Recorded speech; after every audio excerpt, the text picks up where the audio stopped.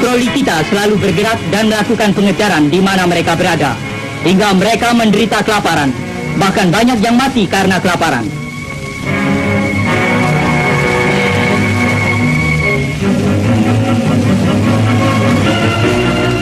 Menyebabkan banyak senjata yang mereka buang begitu saja karena tidak kuat membawanya.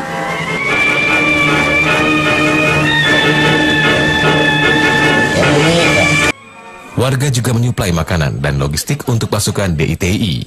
Itulah yang membuat Darul Islam punya daya tahan begitu lama. Belakangan TNI memergoki alur pasukan logistik dan memotongnya dengan taktik isolasi total. Operasi kita tidak banyak melibatkan rakyat. Nah ini, disitulah yang mengilhami dalam setiap operasi untuk keberhasilan harus melibatkan rakyat.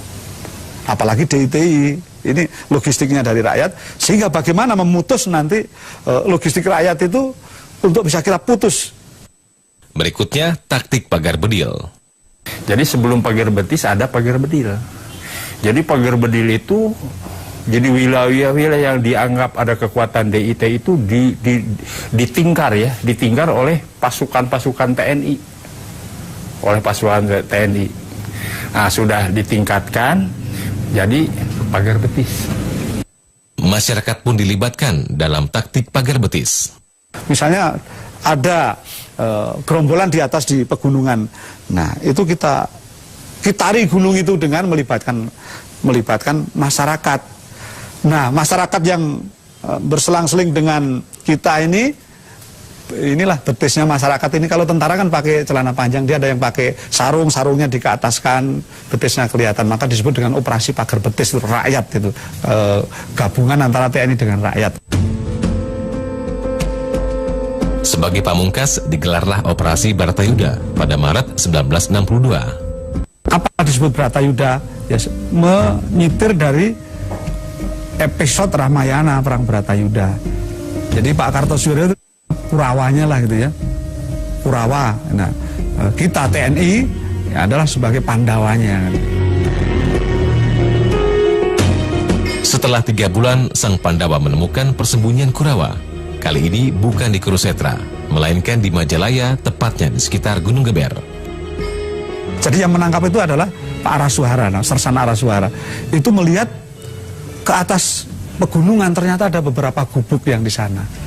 Akhirnya Leda Suwanda yang waktu itu sebagai Komandan Kompi C, Batalion 328 Kujang 2 Siliwangi, memerintahkan untuk yang di atas pegunungan untuk segera turun. Nah, sementara tidak didengar, akhirnya dilakukan penembakan terhadap ini. Dan akhirnya terlihat dari atas gunung orang yang mengangkat tangan 2 keluar dari gubuk gitu. Ternyata dia adalah Aceng Kurnia. Aceng Kurnia itu adalah pengawalnya Pak Kartosuwiryo.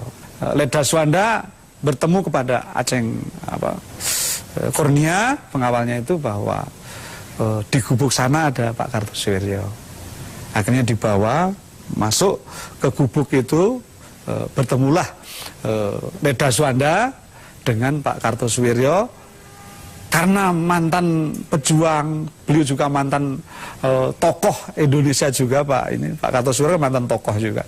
Nah, Leda Suwanda sebagai orang Sunda yang tahu etika ketimuran, akhirnya beliau memberikan uluk salam, mengucapkan salam kepada Pak Kartosuwiryo dan memeluknya, ibaratnya seperti anak kepada bapak.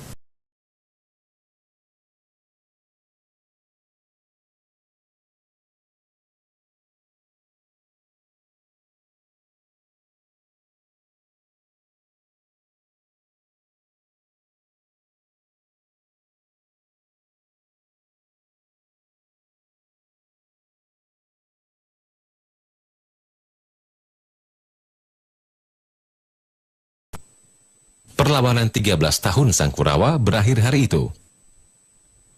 Selepas pemimpinnya ditangkap, pemerintah menyebarkan selebaran berisi himbauan kepada anggota DITI untuk menyerahkan diri.